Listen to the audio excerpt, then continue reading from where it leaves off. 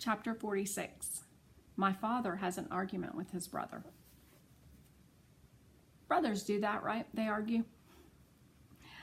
On a day when the grass in our yard is more green than brown, and the air is warm and smells sweet, and the branches on the trees are fuzzy with new leaves, Uncle Weldon drives me home from Hatford Elementary. He drives across the finished bridge and parks the truck. My father is standing at the front of his own truck, tinkering with things under the hood. Tinkering. What do you think tinkering means? Use context clues. My father is standing at the front of his own truck, tinkering with things under the hood. What do you think? Use a dictionary. Ask Alexa. Google. He hasn't been back to the J&R garage since the day Jerry freaking fired him. He works on his truck and in the yard now that the bridge is finished.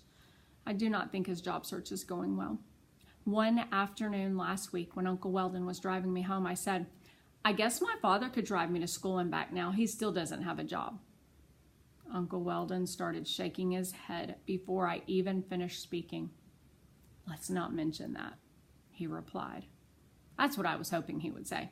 Okay. We rode for a little while longer, and then I said, from my father's perspective, I don't think he wants to run into Mrs. Cushel or Mrs. Liebler. Seeing them once a month is enough for him. I think you're exactly right. Now, on this spring day, I climb out of the truck, and then Uncle Weldon climbs out of the truck. This is unusual. Hey, Wes, my uncle says. My father steps away from the hood and straightens up. He wipes his hands on a rag that is hanging out of one pocket. Hey, do you have a minute? Asks Uncle Weldon. I guess. My father looks wary. Well, I've been thinking. Rose here should have another dog. Don't you agree? I take a step backward. I didn't say that, I tell my father. Nope, says Uncle Weldon calmly. This is all my idea. My father snorts.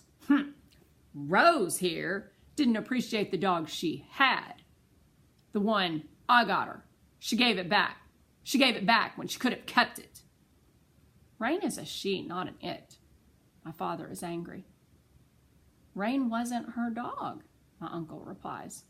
She could have kept it, my father repeats. She didn't have to go looking for the owners. Uncle Weldon clenches his jaw. I take another step backward. I was just trying to do something nice for her, says my father. I got her a dog, and she gave it back. The one great thing I did. The one great thing. Look, Wesley, not another word. I mean it, not another word. When my father says not another word, he does mean it. Uncle Weldon retreats to his truck, opens the front door, and slides behind the wheel. Just think about it. Rose has He catches himself. It's lonely for her. I mean, when you aren't around. Rose is fine. She has all she needs. She's just fine. But a dog. You think you know best. You don't know best. My father slaps his hands on the side of his trunk. Uncle Weldon sits motionless behind the wheel. My mind is whirling. I try to send a message to my uncle. Please don't say another word. Not another word. If my father forbids Uncle Weldon to see me, then I will have nothing left. My uncle opens his mouth. Are you sure you know what's best for Rose? My uncle asks quietly. My father pulls a wrench out of his pocket. He aims it at the windshield of Uncle Weldon's truck, but then he lowers his arm to his side. He puts the wrench back in his pocket, shakes his head once, and gets to work under the hood again. His hands are trembling. Uncle Weldon puts his truck in reverse and begins to turn around.